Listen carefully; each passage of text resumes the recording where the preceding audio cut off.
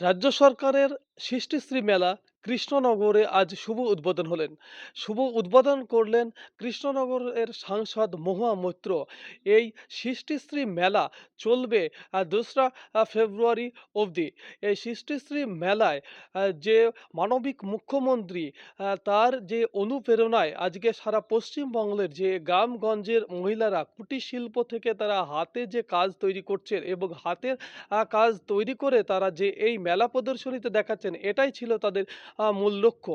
আজকে এই সৃষ্টিশ্রী মেলায় কৃষ্ণনগরে উপস্থিত ছিলেন কৃষ্ণনগরের ডিএম, কৃষ্ণনগর লোকসভা কেন্দ্রের সাংসদ মহুয়া মৈত্র ও এখানে উপস্থিত ছিলেন নদিয়া ডিস্ট্রিক্টের কৃষ্ণনগরের পুলিশ সুপার ও ডিস্ট্রিক্ট ম্যাজিস্ট্রেট এবং আরও প্রশাসনের কর্তারা। এই চিত্র উঠে আসলো আমাদের বিগ নিউজের ক্যামেরায়।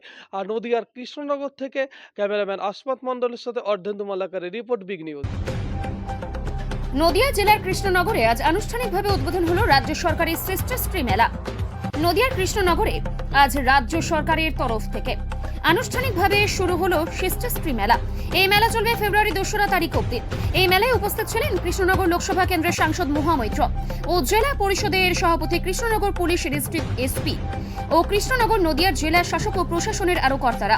এই মেলা থেকে একটা জিনিস বার্তা পাওয়া গেল যে মানবিক মুখ্যমন্ত্রী তৎপর দায় মহিলারা যে স্বনির্ভর হচ্ছে গ্রামগঞ্জের প্রতিটি মহিলারা, তারা বাড়িতে বসে যে কুটির শিল্প তৈরি করছেন, হাতের কাজ এই মেলায় তারা তুলে ধরছেন। সেই সব কাজ এবং এই সব মহিলারা তারা নানান কিছু শিখছেন রাজ্য সরকারের তরফ থেকে। হাতের কাজ সবই পারছেন মুখ্যমন্ত্রীর অনুপ্রেরণায় রাজ্যের মহিলারা। এই চিত্র উঠে আসলো আমাদের বিগ নিউজের ক্যামেরায়।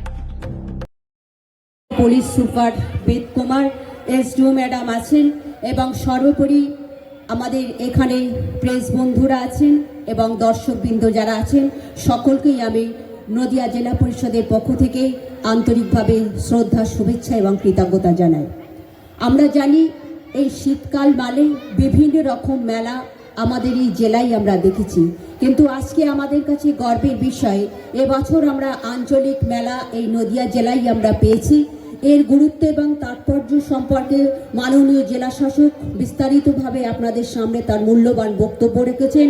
মাননীয় সাংসদও তিনি তার মূল্যবান বক্তব্য রেখেছেন।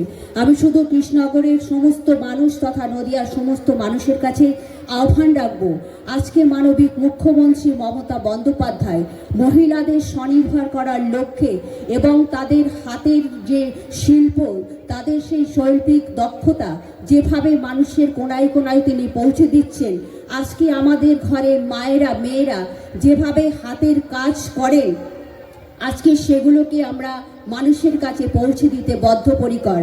আজকে বাংলা অনেক স্বাবলম্বী, মহিলারা অনেক স্বাবলম্বী।